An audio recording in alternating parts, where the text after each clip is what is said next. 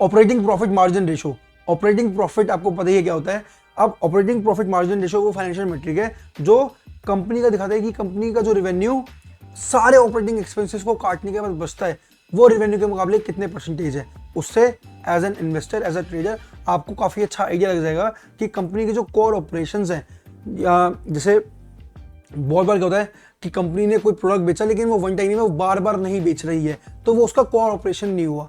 Company के core operations हो गए कि जो प्रोडक्ट वो रेगुलरली बेचती है। लेट्स से कोविड आया, कंपनी जो भी दवाइयाँ बनाती थी वो मेन दवाइयों में काम था उसका, उसने लेट्स से 2 महीने के लिए मास्क बेच लिए, तो वो उसके कोर ऑपरेशंस में नहीं आएंगे। अगर हम ऑपरेटिंग प्रॉफिट को देखें तो जो उसके कोर ऑपरेशंस हैं वन टाइम और नॉन रिकरिंग आइटम्स को हटाने के बाद, उसमें से जो रेवेन्यू आया है, उसमें से जो प्रॉफिट आया है वो कितना है, कितना आ रहा है, ऑपरेटिंग प्रॉफिट मार्जिन रेशो वो दिखाती है। अब सिंपल है, अगर ऑपरेटिंग प्रॉफिट मार्जिन रेशो ज़्यादा है इसका मतलब ये है कि कंपनी अपनी कॉस्ट को अच्छे से मैनेज कर पा रही है और कंपनी का बिजनेस मॉडल काफ़ी स्ट्रांग है। क्योंकि वन टाइम प्रॉफिट कमाना फिर भी एक तरीके से लक हो सकता है, चांस हो सकता है, लेकिन कंसिस्टेंटली स्टेबली प्रॉफिट कमाना इसका मतलब ये है कि कंपनी अपना गेम समझ गई है। कंपनी जो भी कंपनी है वो इंडस्ट्री को समझती है अच्छे से, इसीलिए वो कॉस्ट इफेक्टिव भी बन पा रही है एंड ओवरऑल उसका जो बिजनेस मॉडल है वो भी स्ट्रांग है। अब कंपनी का अगर इतने अच्छे प्लस पॉइंट्स हैं तो वो एक उसको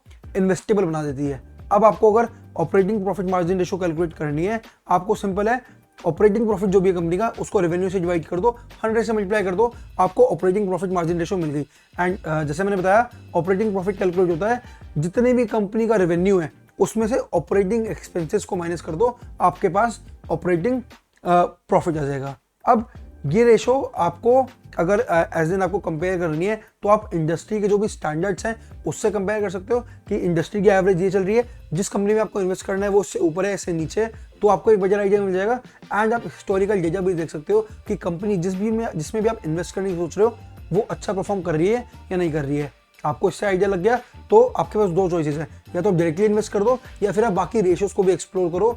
एंड जितने आप रेशियोज को एक्सप्लोर करोगे, जितने आप फाइनेंशियल मेट्रिक्स को एक्सप्लोर करोगे, आपकी प्रोबेबिलिटी बढ़ जाएगी एक बेटर रिटर्न पाने की। एंड आपको अगर सीखने की क्या क्या वो मेट्रिक्स होते हैं, क्या क्या वो रेशियोज हैं, तो डिस्क्रिप्शन में लिंक्स होंगे या आप चैनल पर जाओ, इतनी सारी वीडियोज है, इतने सारे क्विक कॉन्सेप्ट्स है, आपको काफ़ी अच्छा आइडिया लग जाएगा।